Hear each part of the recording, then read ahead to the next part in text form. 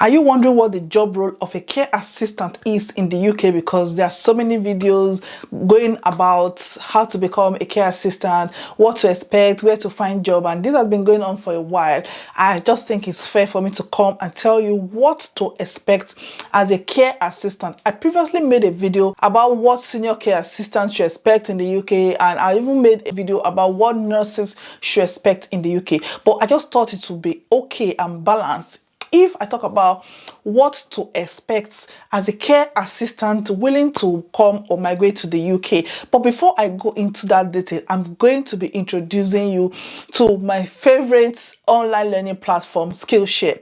Skillshare is an online platform that has given so many people opportunity to improve their skill, to improve their knowledge, to improve their understanding, to help you build yourself in whatever career you're into. Is it cooking? Is it online community? Is it education? Is it how to compose yourself, how to manage your time? I actually took another class recently with him.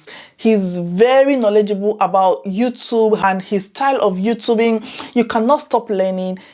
Even if it is cooking, anything you want to learn at all, try Skillshare. The first 1,000 people to sign up will get 1 month free trial following my link in the description box. It is easy. The one thing I like about Skillshare is how they've arranged all the lessons, all the classes in a very simple to follow and short classes. Like you can have introduction will be 1 minute and you'll be able to get everything you want within those minutes. They are well arranged that you don't get overwhelmed. I can be going on with my business and I'm listening to one of their classes. You can sit down and you learn things. Is it DIY? Just name it. Just check it out. Check it out for free. If you can sign up among the first 1,000 people to be the first people to just sign up, you're going to get it for 1 month free. Check it and see if you really like it. Just follow the link in my description box. Thank you, Skillshare, for sponsoring this video. Let's get back to our exciting topic, the reason why you click this video. Right, so if you want to become a care assistant, I will talk largely on being a care assistant in a care home, although I'll briefly go through when you work with the NHS and when you work in maybe living or in domiciliary care, okay? So when you work as a care assistant in the care home, I can basically tell you most of the things to expect, and every home will differ from how they operate, the type of patient they have, because there are some homes where it is dementia homes, there are homes where it's just residential, there are homes where you have mixed, and I've recently worked as agency nurse in few homes where they have young adults with disability and they have another part with dementia. So you can have so many of this mixture. So it would depend on how your company works, the area you live, and just depend on your company. There are no two workplace at all. It will vary, but this is my own personal experience, and from the few homes I've worked as agency nurse, I can say a handful of them. So I will just use one that I can really relate with and I like the way they work. So let's just use that as a guide. Okay, but it may be a little bit different to where you're going to be working, but it will help you to understand what to expect. So when you are a care assistant in a care home, you will all of the time have the support of especially your nurse, your manager, and other carers. Especially when you're new, you're not going to be left to do things alone. You're not going to be left to do things on your own, because these are people's life and it is very important, especially when you're working with adults with incapacity. Adults with incapacity are people with dementia, people who cannot make decisions for themselves, so they need good supervision and you have to know what you're doing. In one of the homes where I've worked, in the morning, some home everybody will sit to take the handover. Some home, the nurses will hand over to the carers, and some homes, the carers will hand over to themselves. So the nurses are expected to resume 15 minutes before 8 so that they can start the handover. They will sit together, all the other nurses, previous night nurse or day nurse, whatever is changing over. So let's talk about day care assistant, right? So they will sit, take over from the night staff, and after that, the nurses will now go to their carers on each floor and hand over to them. But in some homes, it is other carers that will hand over to the other carers. There's usually a handover book. Some homes have a printed handover book where you see what has been happening, who slept well, who didn't sleep, who needs fluid, and you always have people who need repositioning every 4 hours, every 2 hours, people who need personal care, people who wear pad, people who are able to assist themselves to toilet, people who need 2 assistants, people who need hoist, people who need stand aid, people who just need 1 support or 2 support. They will brief you on this. Especially when you're new, you get to know all of this. It will become like what you know. So in the morning, once the handover is done, the carers usually they will have a team leader. The team leader will know where to allocate people based on their capacity, and I usually like them to mix it up, like, when somebody that is weak and someone that is strong goes together and go this way, because sometimes you can have wing A and wing B depending on the name they give it. So then you now go and begin your work. First thing that usually happen in the morning is you want to get people up, and you cannot just get everybody up because these are individuals and they have their lifestyle, they have their life before they came into the home. And one thing I will always say is, remember, we are the one working in their home. They're not the one living at our workplace. So we have to respect them, and we have history of what they were like before they came into the home. Even though they've got dementia, they've still got feelings, they've still got the way they want to live. And just put yourself in their shoe. So there are people who don't wake up early in the morning, that they're just they usually sleep in to like 10, 11. Leave them to do that. And whenever they wake up, if they want breakfast, they have their breakfast. And what you will notice is, most care homes in the morning, we basically almost know what everybody have, and in this country most time they usually have specific food. Sometimes they want to change what they want, and sometimes even you can get hot food. So in the morning there's usually something like porridge, cornflakes, Weetabix, and you can even get hot food like bacon, egg, depending on what the patient wants. And we usually know what they want, or you can actually go around, take a list and quickly go around to ask what they want. So you get some people up, those who want to be ready, those who can quickly get washed or get showered in the morning, and some will still be in bed, and some cannot even get out of bed. Those who are not getting out of the bed, who cannot get out of the bed, you sit them up to a sitting position or a comfortable position where they can eat without choking. And those who can get ready will get ready. And there are some that actually even want to have their breakfast in their jammies, that their nightwear. They want to sit in their room, you sit them up. Those that needs to go into the wheelchair will go into the wheelchair. Bam, bam, bam, you do that. And towards about 9 o'clock, breakfast starts, depending on where you're working. So that once breakfast starts, usually most of the homes, I like to be the one to serve the food, but some homes will not even allow you, the carers will not allow you to serve the food. They will take charge themselves, and they will give you what to go and feed someone with. Or if you have your medication, some care homes will just allow you to go and start your medication, start giving your insulins, and they're very good. They know what they are doing, some of those carers. When the food comes from the kitchen, there'll be someone in the serving area, either the sitting room, the dining room, or I don't know what you call it where you are, or servery, who will dish the food according to what the person eats. Usually used to have numbers so that we know who has eaten, so that you don't forget somebody. So then they will then dish the food, put it in a tray, present it nicely, and give you to go give those rooms. So once that is done, they usually start with those that can eat on their own. So once those ones are done, those who cannot eat on their own will then be served. And some are on puri. Puri diet means something food that is being blended. So they actually get what others are getting, but in a more liquidized form. So then you take it, you, the nurse, the carer, everybody go and assist those that cannot assist themselves, feed them, give them drink. Some homes have electronic device where they do everything online. They put all what they've given, the meals and measurements, while some homes do not do that. You just need to document on the paper for positioning them to eat, for putting them back, and that you fed them. Once that is out of the way, by this time it's about 10, time is already going quick, it's like 10, 10:30, depend.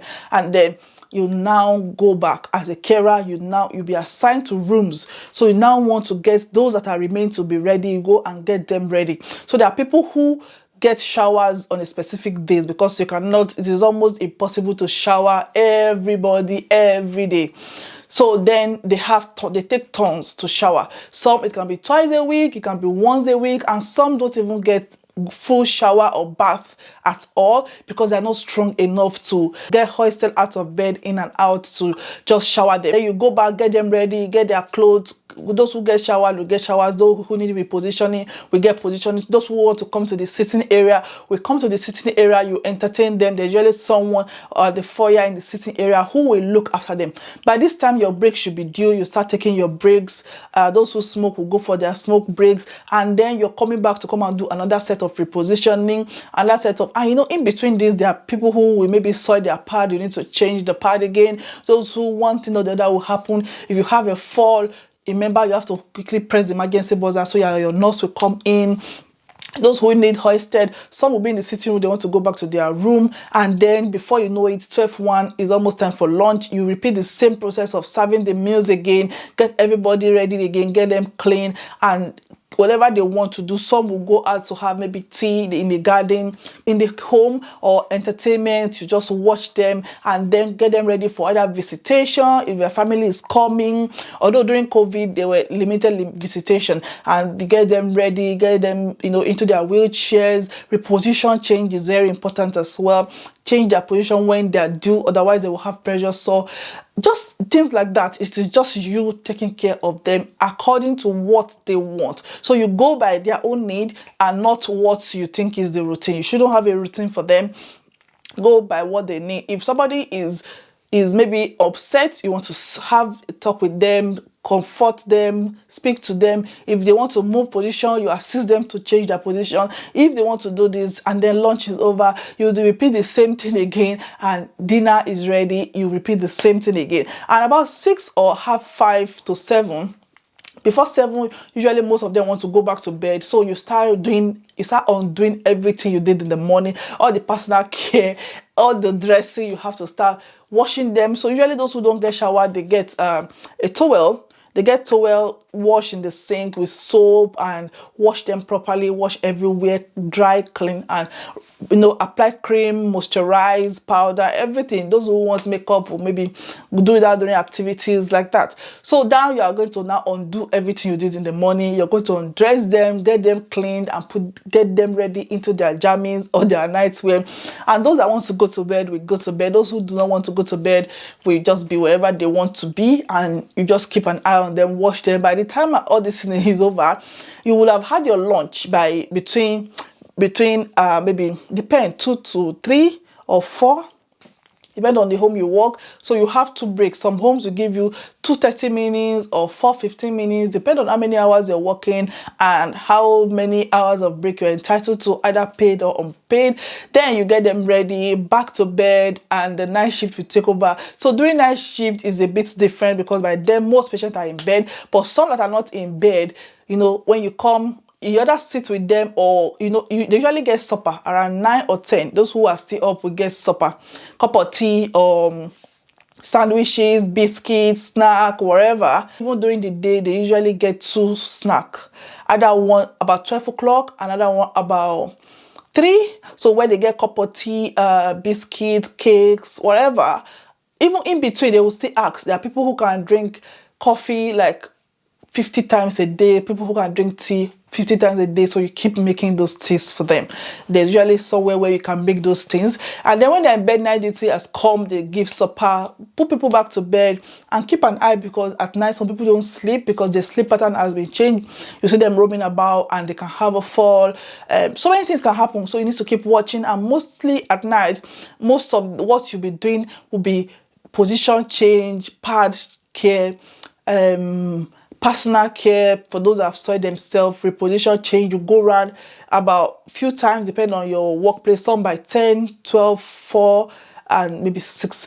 They reposition, or you go and check the pads for everybody who are on pad, incontinence pad, and you change them. But how you do all this over the night is almost money. And when it's money, you hand over and the cycle repeats itself. If you're going to their homes to work, you go to the homes, you know where you're going, you go there, they'll have a time when you're going to start. You have to do things like personal care if the person is not able, mobility care, assisting them to mobilize, get their laundry done if you are asked to do it, if it is in your job description, get their grocery shopping done. Some homes don't have any care at all. Some do have part care, maybe their partner, their children, but if you're the one, depending on what your job description is. So you will go do this, you can take them shopping, take them to see their friend, just sit down with them, watch them take their tea, or watch them watch a movie. Make sure they are safe. Encourage them to take their medication. I've seen homes where some care assistants, senior ones anyway, administer few medication and prompt people to take medication, but some homes will not allow you.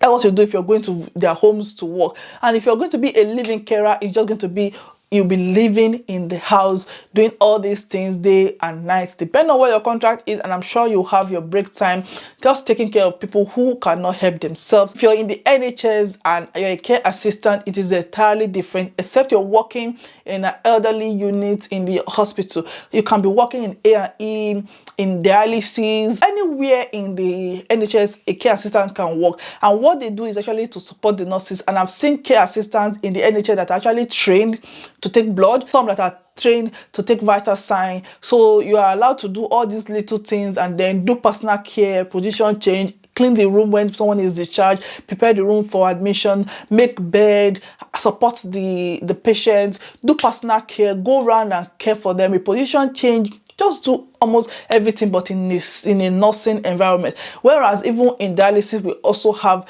care assistants and we are outpatients. So what those care assistants do is they hand us dialysis line. You may not understand what I'm saying. They hand us dialysis line, they strip the bed, they make the chair, they line the machine before dialysis. The ones that are well qualified, like band 3, band 4, they are allowed to connect some form of access. They're allowed to connect some patients for dialysis, but that's when you've gone high. So as a care assistant, then they will do tea trolley, give the patient tea and snack. You know, when the patient boards to use the toilet, they are there to support. They just do so many things and documentation as well. So that's basically the job of a care assistant in the UK.